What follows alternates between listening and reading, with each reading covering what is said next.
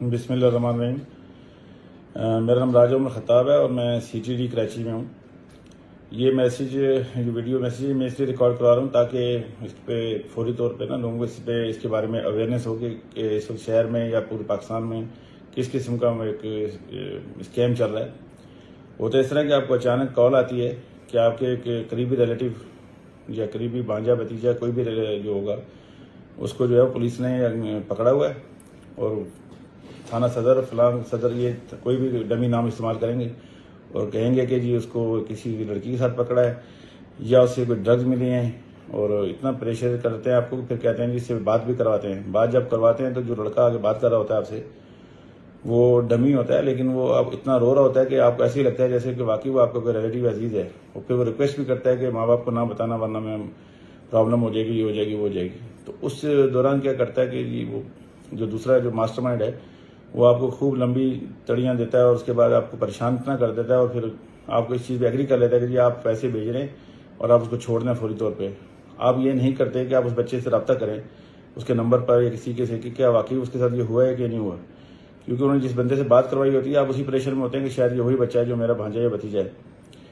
जब आप पैसे अरेंज करते हैं तो इसी दौरान वो आपको अपने अकाउंट नंबर देते हैं। मोस्टली जो ज़्यादातर जो देते हैं वो ईजी पैसा अकाउंट देते हैं और उसमें आप पैसे ट्रांसफ़र करते हैं। जैसे पैसे ट्रांसफर करें कि जब भी कोई ऐसा वाक़या होता है तो सबसे पहले जिस बच्चे का नाम इस्तेमाल किया जा रहा है उससे रब्ता करें।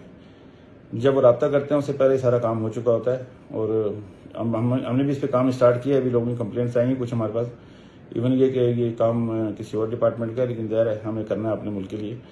तो बराए मेहरबानी इसको फैलाएं मैसेज को ज़्यादा से ज़्यादा और जिन लोगों के साथ ये हो चुका है वो कारण उसको यकीनी तौर पर कहीं ना कहीं रजिस्टर करवा दें ताकि पता चले कि कितनी फेक सिम्स यूज़ हो रही हैं, कितने ईजी पैसा अकाउंट इस्तेमाल हो रहे हैं और ये सारा काम जो है ये डेली बेसिस पे हो रहा है।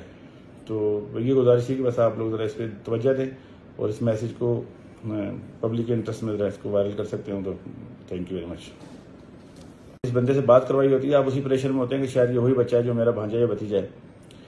जब आप पैसे अरेंज करते हैं तो इसी दौरान वो आपको अपने अकाउंट नंबर देते हैं। मोस्टली जो ज़्यादातर जो देते हैं वो ईजी पैसा अकाउंट देते हैं और उसमें आप पैसे ट्रांसफ़र करते हैं। जैसे पैसे ट्रांसफ़र करते हैं वो मोबाइल फ़ोन डिस्कनेक्ट हो जाता है, उस पर आपका रब्ता ख़त्म हो जाता है। ये आधे घंटे से पौने घंटे 1 घंटे का काम है। उनके बाद जब वो ये कॉल करते हैं उनके पास सारी मालूमात होती है उस बंदे के बारे में जिसके ज़रिए वो ये सारा काम कर रहे होते हैं।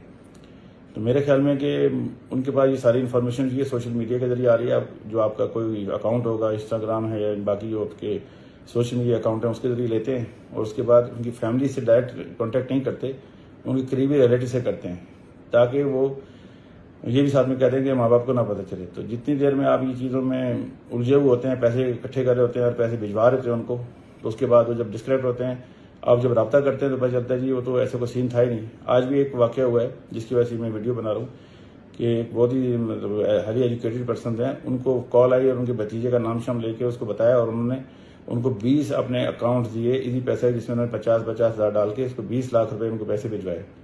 मुझसे जब उन्होंने कॉन्टैक्ट किया तो मैंने कहा कि आप चेक करें कि वो बच्चा आपका है कहाँ, ये तो आपका स्कैम हुआ है। तो उन्होंने कॉन्टैक्ट किया तो वाकई बच्चा जो था वो बैरून मुल्क अपने घर पर ही था।